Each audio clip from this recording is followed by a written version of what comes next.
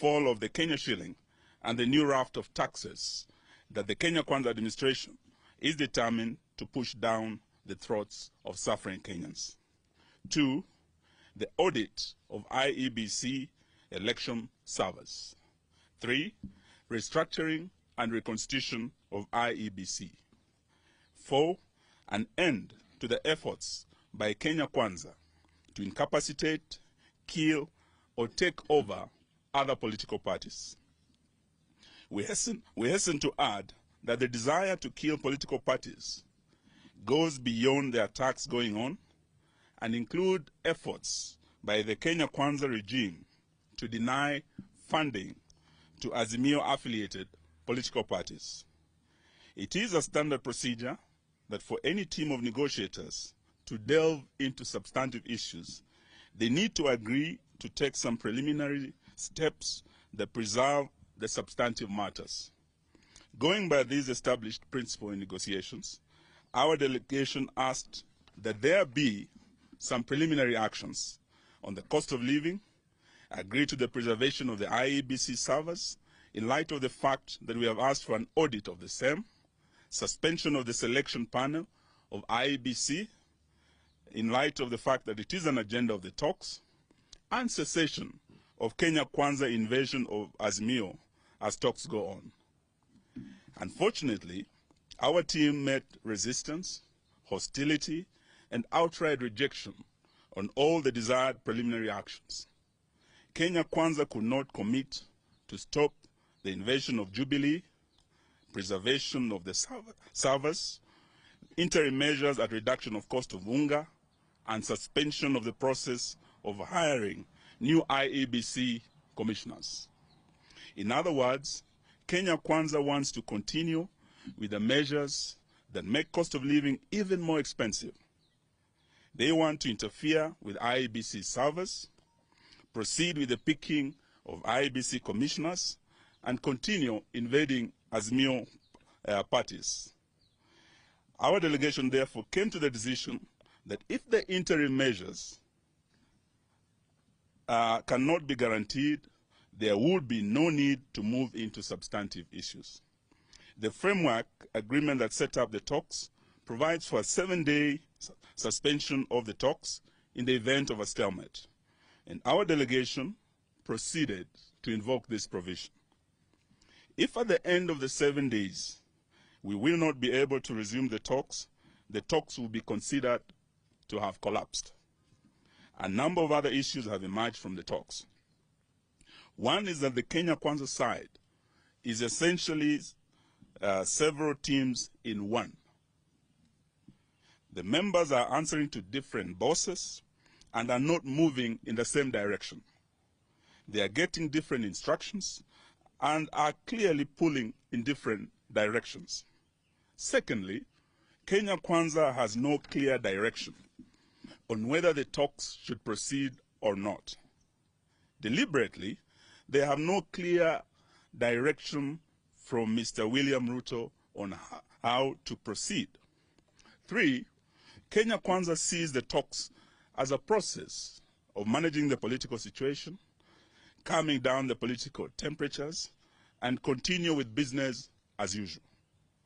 4th, the destabilization of the Jubilee Party is a do-or-die agenda, sponsored by the highest level of Kenya Kwanza leadership, whose aim is to ensure Kenya Kwanza obtains a super majority in parliament and amends the constitution, removes presidential term limits, abolishes devolution, and removes the independence of constitutional commissions and places them as part of the presidency. Kenya Kwanza also wants to remove the necessity of parliament approving every tax measures and wants to give the president power to impose some taxes without always having to go through the finance bill for every increase.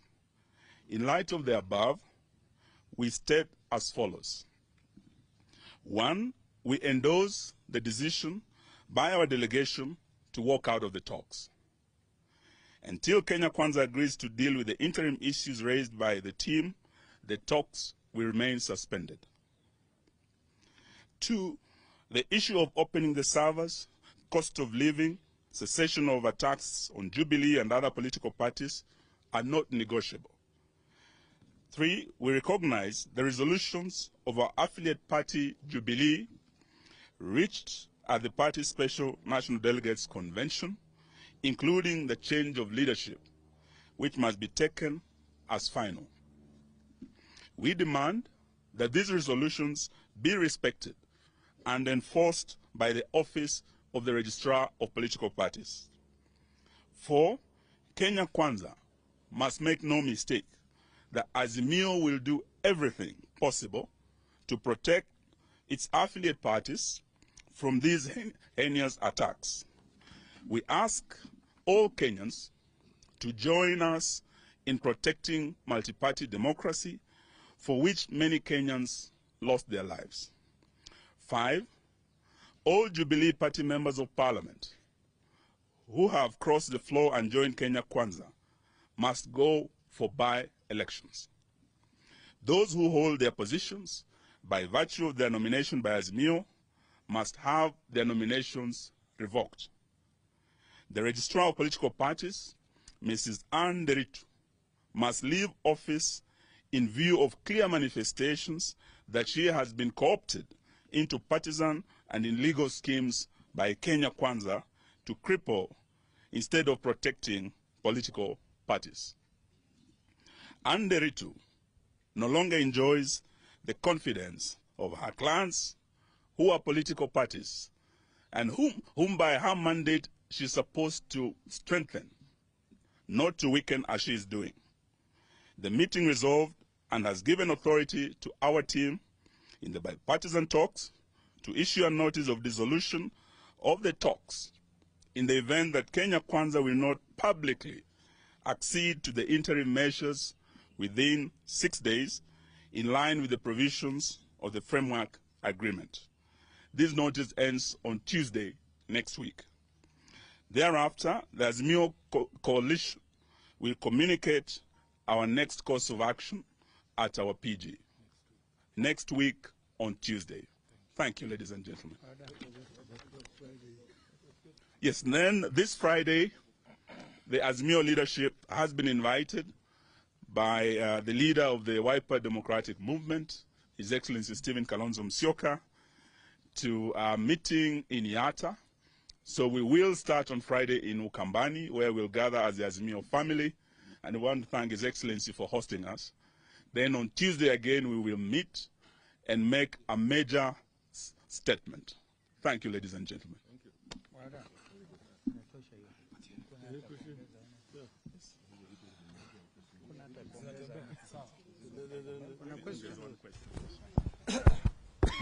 Thank you so much. Just 2 questions. Number 1, you're calling for the implementations of the resolutions of the NDC of the Jubilee Party, but the ORPP said yesterday that the NEC meeting that constituted the NDC was not proper because of quorum.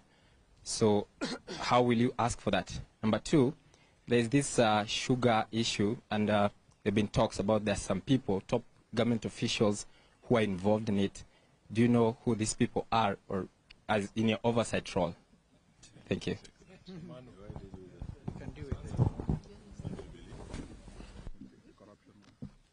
Thank you. I think it is important to let the public know that the special delegates, special national delegates conference that we had at Gong Race Course on Monday, the 22nd, was convened by the party leader, His Excellency Uhuru Muigai Kenyatta. Our party constitution does not require a NEC resolution for the party leader to convene the NDC. So we see the Register of Political Party on a very interesting mission here to hunt for reasons to just kill political parties in this country. Clearly, we saw her backdating letters, issuing letters like the letters that she is trying to use to justify her cause are dated 19th. And when we asked her, she said she had delivered the letters through the email. And you can easily, you know when you want to lie, you need to do some homework. This is a printout of the time and the date the email was sent. And I can read it for you. The email was sent on the 22nd of May. That is Monday, at 8 o'clock in the night. After the NDC. But the letter is dated 19th of May, last week. I got the physical copy yesterday when I went to her office. This is just one of the examples of how she has continued to misuse the office and execute other mandates other than what was given to her. The letter that she is trying to quote was sent to her by Kanini Kegega.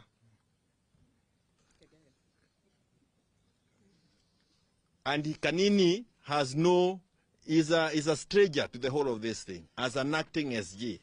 But cleverly, because they are now agents of destruction, actually really playing the role of undertakers of political parties, she replies to Kutuni, the Deputy Secretary General. So she is the one trying to sanitize this invasion to political parties. And I agree and want to say that if we do not rise up as Kenyans, this may be the end of even new people coming to cover an alternative view to that of a government. It took the rights of people for you to be there listening to us as a voice of the voiceless. Remind them the court stayed. And again, the court stayed any attempt to stop the NDC. And the order was served on the registrar in good time. By the way, the order was served on her physically before she even acted on the letters that she is purporting to do. Falsifying government documents is a criminal offense. And this lady is clearly guilty of criminal offense. She has continued to falsify those documents, and that is what has sustained this unnecessary coup attempt that you see that have become part of entertainment every day. I thank you. The issue of sugar? Thank you very much. I've been asked to respond to the issue of sugar and other scandals. As you know, during our campaigns, we did warn Kenyans that our opponents have a history, and their history is known right from the YK92 days. The days of corruption and mega scandals are back in Kenya. And we started with the fertilizer scandal. We now have the poison sugar scandal. We have the nets, mosquito nets, KEMSA. And we have the tractors from Belarus. That is another scandal in the making in the transport sector. Today, we were just addressing ourselves to the immediate changes that have taken place. But on Tuesday, we will be addressing matters, corruption substantively, and also attempts by Kenya Kwanza to kill political parties. And not just political parties and killing multi-party democracy. Kenya Kwanza wants to kill devolution. As we speak, I heard Governor Kahiga of Nyeri saying on Friday, he'll be shutting down. Where is this money going? So this is a matter that we'll be addressing substantively on Tuesday. For today, we wanted to focus on the changes that have taken place, and the talks remain suspended until Tuesday when we make a further statement. Thank you very much. Yes, and also we want to say this to the Kenya Kwanza regime. They have to stop this politics of intimidation. They have started targeting and arresting Azimio supporters. We had young man Gaucho, the one that my successor at the Ministry of Defense said he's such a lowly bastard who should not be seen with great leaders. And it was a shame for President Uhuru to work with a chokora like Gaucho. But these are the real hustlers who are taken for a ride by the hustlers in State House who cannot now work with them. And today, Gaucho, as we speak, was arrested after he made a statement at the Jubilee NDC.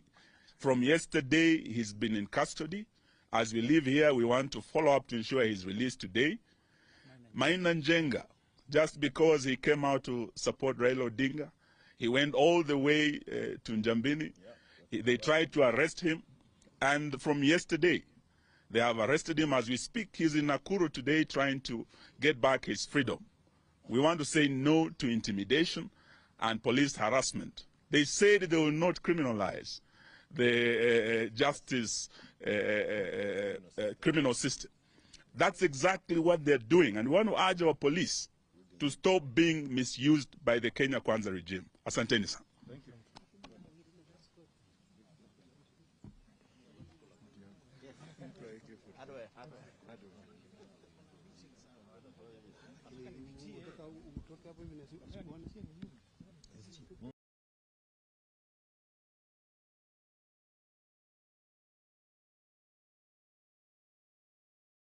Action at our PG next week on Tuesday. Thank you, ladies and gentlemen.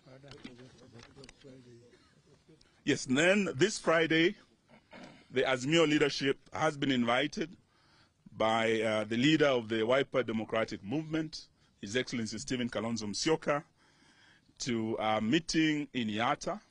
So we will start on Friday in Ukambani, where we'll gather as the Azimio family. And we want to thank His Excellency for hosting us. Then on Tuesday again, we will meet and make a major statement. Thank you, ladies and gentlemen.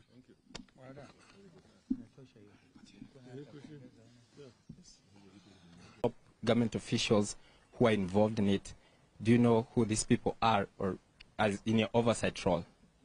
Thank you.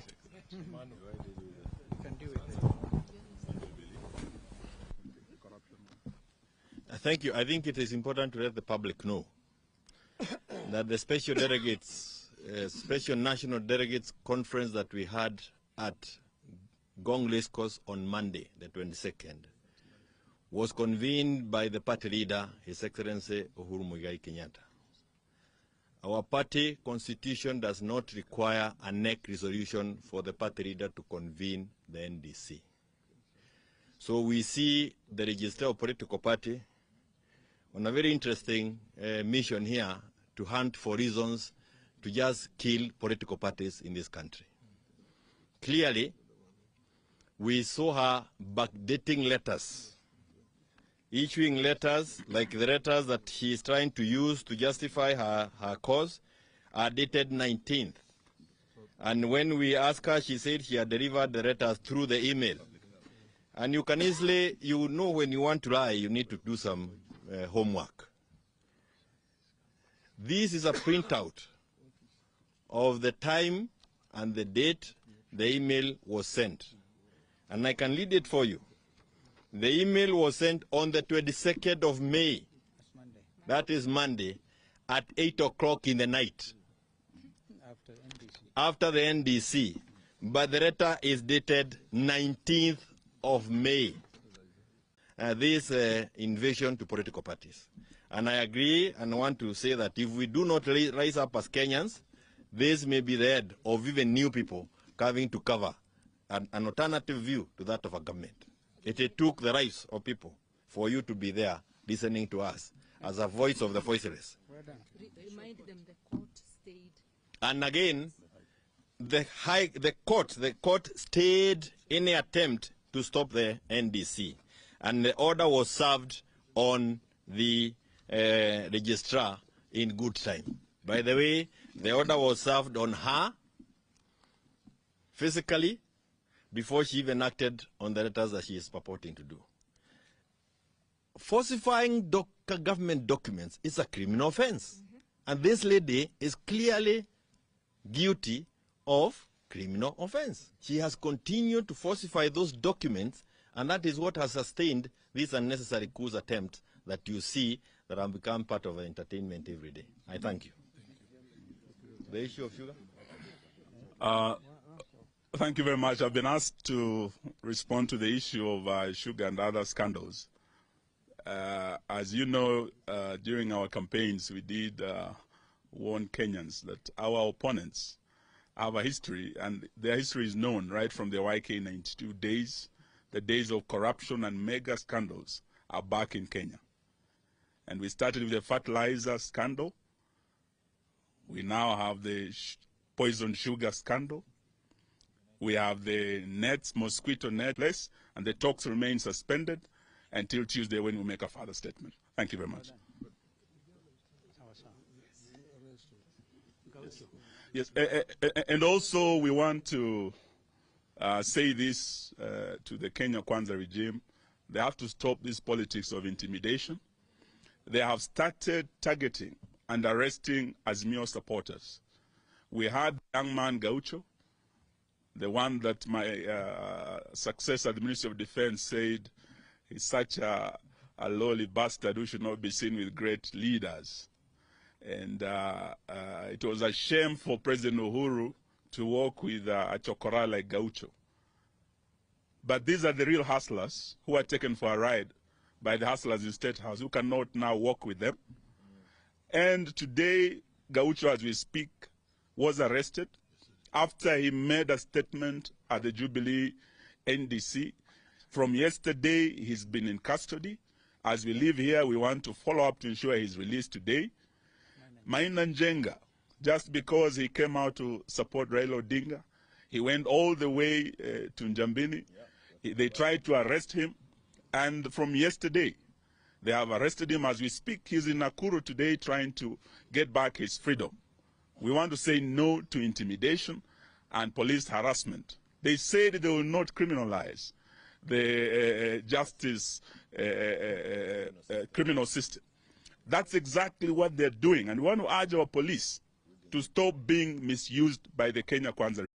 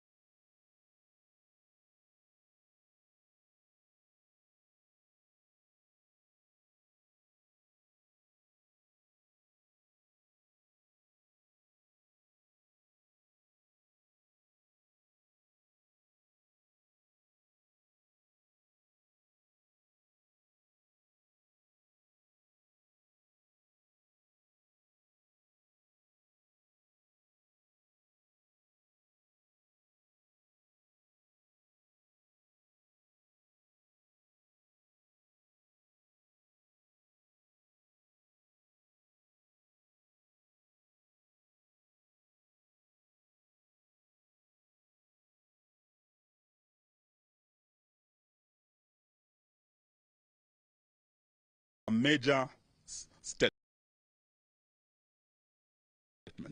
Thank you, ladies and gentlemen. Thank you. Well done.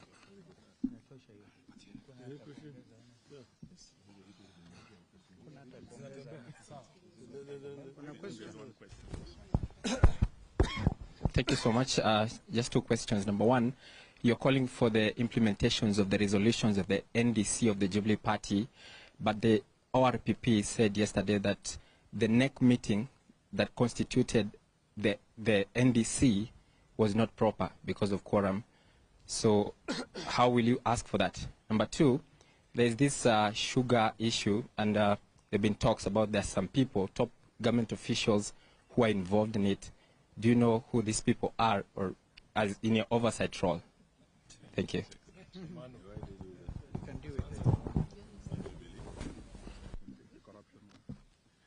you. I think it is important to let the public know that the special delegates, special national delegates conference that we had at Gong Race Course on Monday, the 22nd, was convened by the party leader, His Excellency Uhuru Muigai Kenyatta.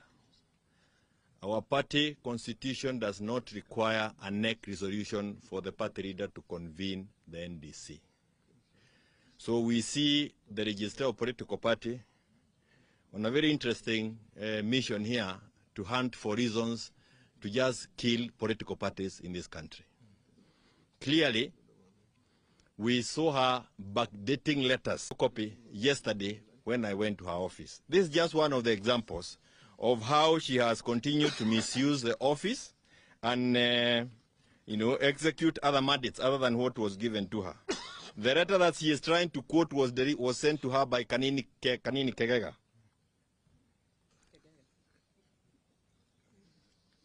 And Kanini has is a stranger to the whole of this thing as an acting SG. But cleverly, because they are now agents of destruction, actually really playing the role of undertakers of political parties, she replies to Kutuni, the Deputy Secretary General. So she is the one trying to sanitize this invasion to political parties. And I agree and want to say that if we do not rise up as Kenyans, this may be the end of even new people having to cover an alternative view to that of a government. It took the rights of people for you to be there listening to us as a voice of the voiceless. Remind them the court stayed. And again, the court stayed any attempt to stop the NDC, and the order was served on the registrar in good time. By the way, the order was served on her physically before she even acted on the letters that she is purporting to do. Falsifying government documents is a criminal offense. And this lady is clearly guilty of criminal offense. She has continued to falsify. The tractors from Belarus, that is another scandal in the making in the transport sector. Today, we were just addressing ourselves to the immediate changes that have taken place. But on Tuesday, we will be addressing matters, corruption substantively, and also attempts by Kenya Kwanza to kill political parties. And not just political parties and killing multi-party democracy. Kenya Kwanza wants to kill devolution. As we speak, I heard Governor Kahiga of Nyeri saying on Friday, he'll be shutting down. Where is this money going? So this is a matter that we'll be addressing substantively on Tuesday. For today, we wanted to focus on the changes that have taken place, and the talks remain suspended until Tuesday when we make a further statement. Thank you very much. Yes, and also we want to say this to the Kenya Kwanza regime. They have to stop this politics of intimidation. They have started targeting and arresting Azimio supporters. We had the young man Gaucho, the one that my successor at the Ministry of Defense said he's such a lowly bastard who should not be seen with great leaders. And it was a shame for President Uhuru to work with a chokora like Gaucho. But these are the real hustlers who are taken for a ride by the hustlers in State House, who cannot now work with them. And today, Gaucho, as we speak, was arrested.